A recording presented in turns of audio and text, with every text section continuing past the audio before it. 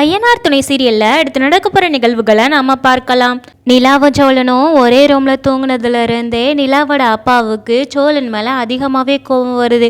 இவனை ஏதாவது பண்ணியே ஆகணும்னு சொல்லிட்டு அவங்க திட்டம் போட்டுட்டே இருக்கிறாங்க. அப்போ நிலாவோட அண்ணனுமே இவ ரொம்பவே மாறிட்டா, ஃபுல்லாக புருஷன் சொல்லி அவனுக்கே எல்லாத்தையும் செஞ்சுக்கிட்டு இருக்க மாதிரியே எனக்கு தோணுதுப்பா அப்படின்னு சொல்கிறாங்க. அது மட்டும் இல்லாமல் நிலாவோட அம்மாவுமே, ஆமாம் இவ கல்யாணத்துக்கு அப்புறம் இவ்வளோ மாறிட்டாலே, நம்ம பொண்ணை பிரித்து வச்சு தப்பு பண்ணிட்டோமோ, அப்போவே நம்ம வீட்டுக்கு வரும்போது வீட்டோட மாப்பிள்ளையாகவே இருங்கன்னு சொல்லிட்டு இங்கே வச்சே அவனை அடித்து விரட்டி இருக்கணும் போலுக்கு, நம்ம தான் கொஞ்சம் இடம் கொடுத்து விட்டு கொடுத்து தப்பு பண்ணிட்டோம் அப்படின்னு சொல்லிட்டு நிலா அம்மா சொல்கிறாங்க.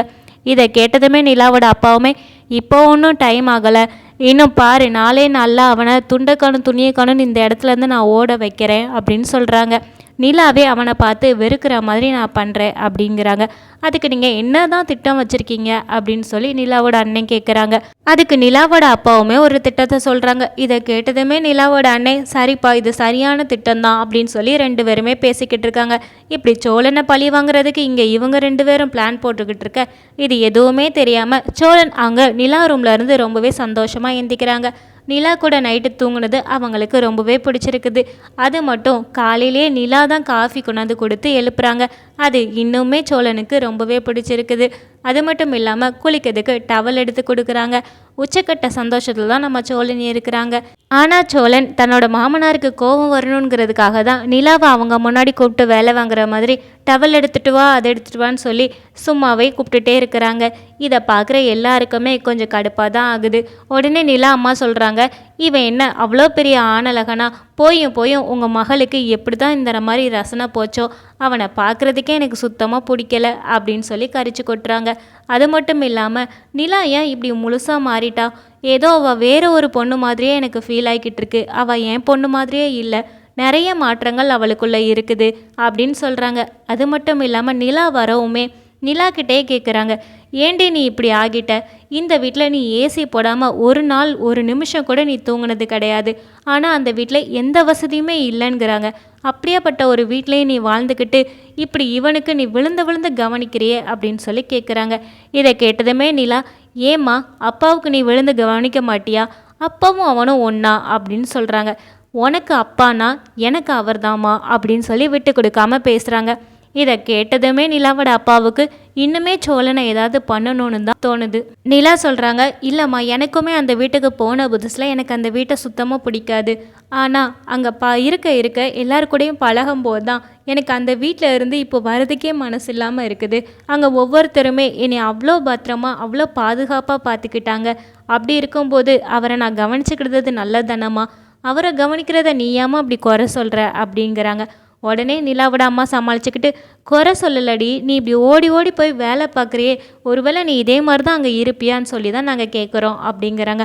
அப்படியெல்லாம் இல்லை, அங்கெல்லாம் நான் ஃபுல் டே சும்மா தான் உட்காந்துருப்பேன், அங்கே சேரண்ணன் தான் ஃபுல்லாக சமைப்பாங்க, அவங்க சமையல் இருக்கே அவ்வளோ ருசியாக இருக்கும் அப்படின்னு சொல்லிட்டு அந்த வீட்டில் உள்ள கதையெல்லாம் அவங்க பேசுகிறாங்க.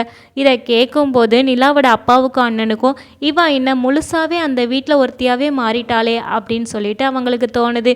அப்பந்தான் நிலாவோட அப்பா சொல்கிறாங்க, டேய் இவ போகிற போக்க பார்த்தா அங்கேயே இருந்துருவா போல், கண்டிப்பாக நம்ம இப்போ சோழனை ஏதாவது பண்ணியே ஆகணும்னு சொல்லிட்டு பெருசாக திட்டம் போட்டு தான் அவங்கக்கிட்ட பணத்தை கொடுத்து விடுதாங்க. இது தெரியாமல் சோழனுமே, சரி ஏதோ மாமனார் திருந்திட்டாரு போலுக்கு, இந்த பணத்தை தானே கொண்டு போய் கொடுத்துட்டு வர சொல்லியிருக்காங்க, அதனால் நம்ம போய் அந்த இடத்துக்கு போய் கொடுத்துட்டு வந்துடுவோன்னு சொல்லி அட்ரஸை வாங்கிட்டு வர்றாங்க. அப்படி சோழன் போகிற வழியில் ஒருத்தங்களுக்கு வலிப்பு வந்து கீழே கிடக்கிறாங்க. இதை பார்த்ததுமே சோழன் பரிதாபப்பட்டு போய் காப்பாற்ற போகிறாங்க. ஆனால் காப்பாற்ற போனதுக்கப்புறம் தான் தெரியுது அது அவங்களுக்கு போட்ட பிளான்னு சொல்லிட்டு. அவங்கள பிடிச்சிட்டு சுற்றி ஒரு 5-6 பேரும் வந்து சேர்ந்து வளைச்சி பிடிக்கிறாங்க. பிடிச்சி அவங்கக்கிட்ட உள்ள அந்த பணப்பையையும் தூக்குறாங்க. இதை பார்த்ததும் தான் நம்ம சோழனுக்கு புரியுது, சரி இதுவுமே அவரோட திட்டமாக தான் இருக்கும், ஒரு வேளை இது தற்செயலாக கூட நடந்திருக்கலாமே, எப்படி என்ன பண்ண, இங்கேருந்து எப்படி தப்பிக்கன்னு சொல்லி அவங்க மனசில் 1000 கேள்வி ஓடுது.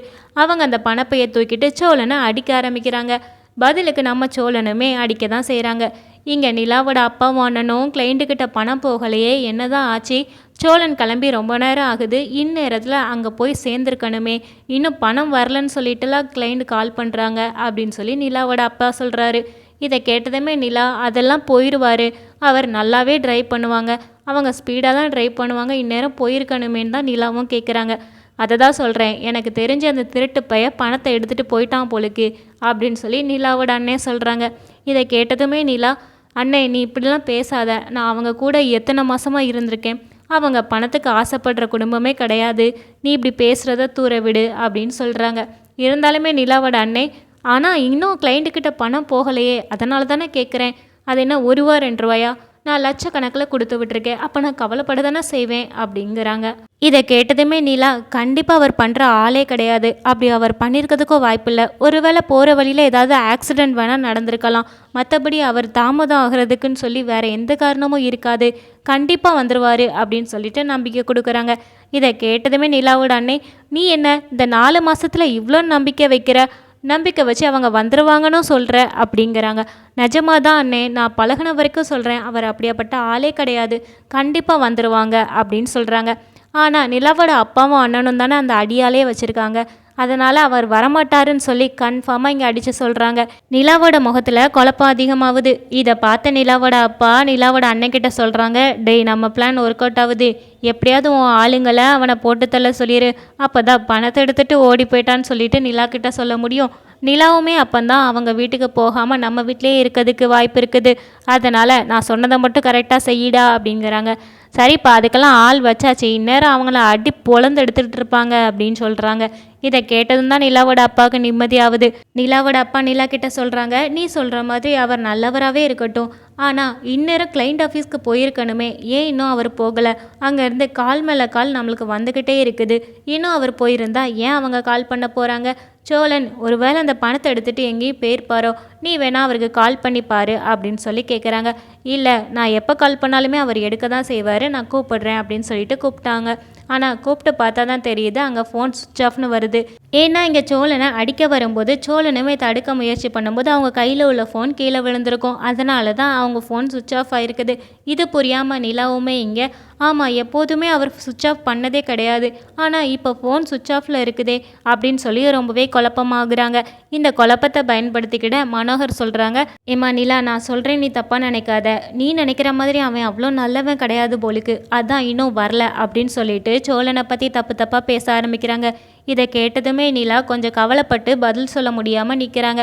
அந்நேரம் பார்த்து நம்ம சோழன் கையில் பணப்பையோடு திரும்பி வராங்க. கொஞ்சம் அவங்களுக்கு கையிலையும் தலையிலையும் அடிபட்டிருக்குது. இதை பார்த்ததுமே நிலா, உங்களுக்கு என்ன ஆச்சு, நான் தான் சொன்னேன்லப்பா அவருக்கு ஏதோ ஆக்சிடெண்ட் ஆகிருக்குன்னு, நீங்கள் ஏன் அதுக்குள்ளே இவ்வளோ தப்பாக பேச ஆரம்பிச்சிங்க அப்படின்னு சொல்லி சண்டைக்கு போகிறாங்க. அவங்க பணப்பையை எடுத்து பார்த்துட்டு எல்லாமே கரெக்டாக தான் இருக்குன்னு சொல்லி நிலாவோட அண்ணே சொல்கிறாங்க. நான் தான் சொல்கிறேன்ல, அவர் அந்த மாதிரி பண்ணக்கூடிய ஆளே கிடையாது அப்படிங்கிறாங்க. உடனே நிலா கேட்குறாங்க, நீங்கள் ஏன் கிளைண்ட் ஆஃபீஸில் போய் இன்னும் பணத்தை கொடுக்கலன்னு, அப்படி ஒரு ஆஃபீஸுன்னு இருந்தால் தானமா நான் கொண்டு போய் கொடுக்க, அவங்க கொடுத்து விட்ட அட்ரஸில் எந்த ஆஃபீஸுமே கிடையாது, ஃபுல்லாக பொட்டக்காடாக தான் இருக்குது, அங்கே போன இடத்துல தான் இந்த மாதிரிலாம் ஆகிடுச்சின்னு சொல்கிறாங்க. இதை கேட்டதுமே நிலா ரொம்பவே சந்தேகத்தோடு அவங்க அப்பாவை பார்க்குறாங்க. நீங்கள் எங்கள் வீட்டுக்கு வந்து நல்லபடியாக பேசுனதை நான் நம்பினேன்ப்பா, இங்கே வந்ததையும் நான் நம்பினேன்ப்பா, நான் இங்கே வந்ததுலேருந்து எல்லாருமே என்கிட்ட பாசமாக பேசுனீங்க, அதையுமே நான் நம்பினேன், ஆனால் இப்போ நீங்கள் திடீர்னு பணத்தை கொடுத்து விட்டுட்டு அங்கே போனால் ஒரு காடு இருக்குதுன்னு சொல்கிறாங்க, அங்கே இந்த மாதிரி 4-5 பேர் சேர்ந்து சோழன் அடிச்சிருக்காங்க, இதை நான் எப்படி நம்ப, நீங்கள் என்ன தான் பிளான் பண்ணுறீங்க, நீங்கள் அப்போ எந்த எண்ணத்தில் தான் என்னை கூட்டிகிட்டு வந்தீங்கன்னு சொல்லி நிலா கேட்குறாங்க. இதை கேட்டதுமே மனோகருக்கு என்ன பதில் சொல்லன்னு தெரியலை. உடனே நிலாவோட அண்ணே சொல்கிறாங்க, அப்படியெல்லாம் இல்லைம்மா, உன் மேலே உள்ள பாசத்தில் தான் நாங்கள் பண்ணுறோம், அவன் உனக்கு வேண்டாமா, அந்த குடும்பமும் உனக்கு வேண்டாம், நீ நல்ல வாழ்க்கை வாழணும், அது மட்டும் தான் எங்களுக்கு ஆசை அப்படிங்கிறாங்க. இதை கேட்டதும் தான் நிலாவுக்கு புரியுது, அப்போ சோழன் சொன்னதெல்லாமே உண்மை தான், இவங்க தான் ஏதோ டார்ச்சர் பண்ணியிருக்காங்கன்னு சொல்லிட்டு நீங்கள் பண்ண வரைக்கும் போதுப்பா, நாங்கள் இங்கேருந்து கிளம்புறோம் அப்படின்னு சொல்கிறாங்க. இதை கேட்டதுமே மனோகர், ஏம்மா என் மேலே எதுவும் கோபமா, நீங்கள் பண்ணதெல்லாமே ஒரு நடிப்புங்கிறது எனக்கு இப்போ தான்ப்பா புரியுது, நான் உங்கள் மேலே வேறு ஒரு மரியாதையே வச்சுருந்தேன், அந்த மரியாதை இப்போ இல்லைப்பா, நாங்கள் கிளம்புறோன்னு சொல்லிட்டு சோழன் கையை பிடிச்சிட்டு கிளம்புறாங்க நிலா.